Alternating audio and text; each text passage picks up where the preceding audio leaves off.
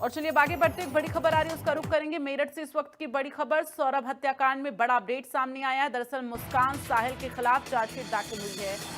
11 आपको बता दें कि 1000 पेज की चार्जशीट कोर्ट में दाखिल हुई है। चार्जशीट में 36 लोगों को गवाह बनाया गया है। ब्रह्मपुरी क्षेत्र में हुई थी सौरभ की निर्मम हत्या। ऐसे में हत्यारन पत्नी और उसके प्रेमी के खिलाफ चार्जशीट दाखिल हुई है। ये बड़ी जानकारी आपको मेरठ से दे रहे हैं। सौरभ हत्याकांड मामले से जुड़ा हुआ ये अपडेट सामने आया है। आपको बता दें कि इस पूरे मामले में अब हत्यारन पत्नी और उसके हत्यारे प्रेमी के खिलाफ चार्जशीट दाखिल हुई है। 1000 पन्नों की चार्जशीट दाखिल की गई है, जिसमें 36 गवाह हैं। ब्रह्मपुरी क्षेत्र में सौरभ की निर्मम हत्या की गई थी और उसके शव को ड्रम में आपको बता दें दफनाया गया था। और ऐसे में इस पूरे हत्याकांड ने हर किसी को झकझोर कर रख दिया, जिसके बाद ये मामला लगातार अभी कोर्ट में चल रहा है और कोर्ट में 1000 पेज की चार्जशीट दाखिल की गई है। तो मुस्कान और साहिल एक दूसरे से मिलने के लिए बेताब भी रहते हैं, लेकिन उन्हें मिलने नहीं दिया जा रहा है। और इस वक्त संवाददाता हमारे साथ पंकज मेरठ से लाइव जुड़ गए हैं, सीधे उनका रुख करेंगे। पंकज, क्या जानकारी है? 1000 पन्नों का चार्जशीट दाखिल किया गया, जिसमें 36 गवाह बने हैं। फिलहाल इस पूरे मर्डर केस को लेकर क्या कुछ और जानकारी? बिल्कुल, मेरठ का सौरभ हत्याकांड ने प्रदेश ही नहीं देश को हिलाकर रख दिया था। और अब इस जो है आज चार्जशीट दाखिल की गई है। मेरठ पुलिस ने सबसे पहले इसमें टारगेट बनाया था कि जो चार्जशीट है वो 40 दिन में जो है कोर्ट में जो पेश करनी है। और सबसे पहले मैं आपको कोर्ट दिखा देता हूँ कि सीजीएम फोर्थ है और अनुज कुमार इसके जज है। आज जो है 1000 से अधिक पन्नों की चार्जशीट इसी कोर्ट में दाखिल की गई है और इसमें 36 से ज्यादा जो गवाह है वो इसमें बनाए गए।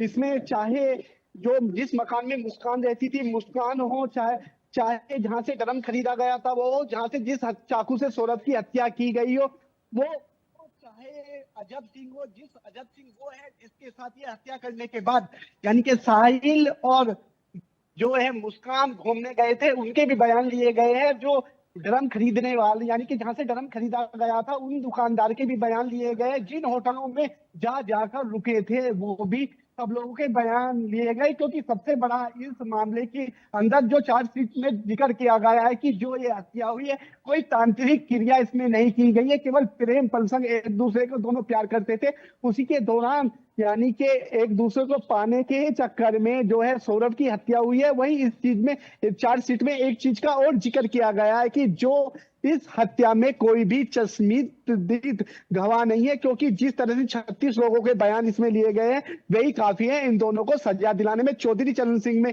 कि जो मेरठ की जेल है दोनों उसमें बंद है। और आज चार्जशीट जो इन लोगों के दाखिल कोर्ट में हुए और इसके बाद अब जो इनका केस है वो रंगीन आएगा और जल्द से जल्द इनको सजा मिल सकेगी। जी, ऐसे में जो चार्जशीट पेश की गई है, आपने जैसा कि अभी जिक्र किया कि कोई तांत्रिक क्रिया नहीं है, तो क्या उस बात का भी जिक्र किया गया है कि साहिल के रूम में जो तमाम तांत्रिक क्रिया और तमाम ऐसी तस्वीरें पाई गई थी जिससे ये अनुमान लगाया जा रहा था कि तांत्रिक क्रिया हो सकती है?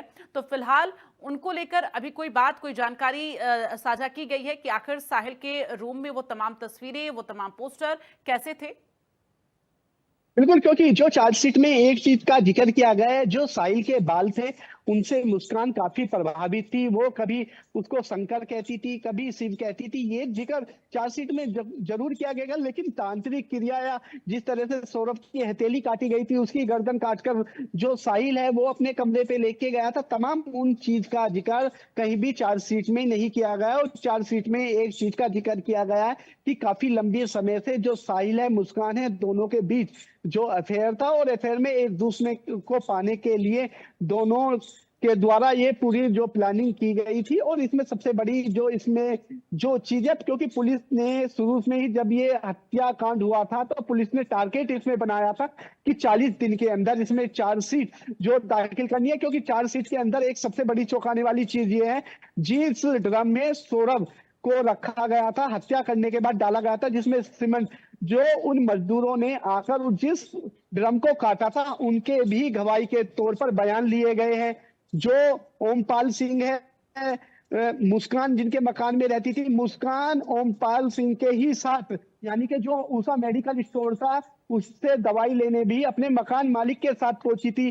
तो मकान मालिक के भी बयान इसमें दर्ज किए गए हैं। जो उषा मेडिकल स्टोर के जो मालिक है जिन्होंने दवाई दी थी, उनके भी बयान इसमें जोड़े गए हैं। तमाम ऐसे 36 बयान इस चार्जशीट में लगाए गए हैं, जिससे इनको कड़ी से कड़ी सजा हो सके, क्योंकि इस पे पुलिस की मंशा बिल्कुल साफ थी। पुलिस लगातार इस मामले को लेकर गहनता से जांच कर रही थी और अब 40 दिन के अंदर उन्होंने आज चार्जशीट इसमें दाखिल कर दी है। जी बिल्कुल, ऐसे में पंकज अब क्या माना जाए, आगे सुनवाई की डेट को लेकर अभी क्या जानकारी है इस पूरे केस को लेकर? क्योंकि इस मामले को लेकर अब से 4 दिन पहले जो मुस्कान है, जो साहिल है, उन्होंने अपनी जो है बेल एप्लीकेशन डाली थी, लेकिन मेरठ की जो कोर्ट है उसने खारिज कर दी थी। क्योंकि लगातार जो मुस्कान है, जो साहिल है, उनके जेल में जाते ही उन्होंने सबसे पहले सरकारी वकील की मांग की थी। दोनों को सरकारी वकील मिला भी था और सरकारी वकील ने उन दोनों की पैरवी भी की थी। लेकिन इस जो उनकी अब से 4 दिन पहले की जो तारीख थी, उन्होंने जमानत के लिए अपनी एप्लीकेशन लगाई थी, लेकिन खारिज कर दी गई, क्योंकि जज ने कहा था कि जो उनके द्वारा कृत्य किया गया है उसमें कहीं भी जमानत इनको देने की कहीं भी कोई गुंजाइश नहीं है। और उसी को देखते हुए इनकी जो चार्जशीट है, और चार्जशीट अब जैसे कोर्ट में दाखिल की गई है, उसके बाद ये आगे भी इसमें उनके द्वारा, क्योंकि लगातार बात की जा रही थी, क्योंकि अब से 2 दिन पहले जो साहिल है उसका भाई भी जेल में मिलने पहुंचा था, क्योंकि साहिल की तरफ से कहा गया था उसके सरकारी वकील उस पर बिल्कुल भरोसा नहीं था, उसने प्राइवेट वकील करने की बात कही थी। क्योंकि जो साहिल का भाई उससे जेल में मिलने पहुंचा था, क्या उनके बीच बात हुई है? क्योंकि साहिल का भाई जब जेल से बाहर निकल के आया, हालांकि उसने मीडिया के सामने कुछ भी नहीं बोला और चुपचाप बाइक पर बैठकर अपने घर की तरफ चला गया था। लेकिन अब इसमें यह देखना है कि अब अगली तारीख पर क्या सरकारी वकील इस मामले में अब पैरवी करते नजर आएंगे। क्या साहिल का भाई जब मिलने गया था, अब प्राइवेट वकील उसमें वहां पैरवी करते नजर आएंगे। जी चलिए, तमाम जानकारी के लिए पंकज बहुत बहुत धन्यवाद आपका।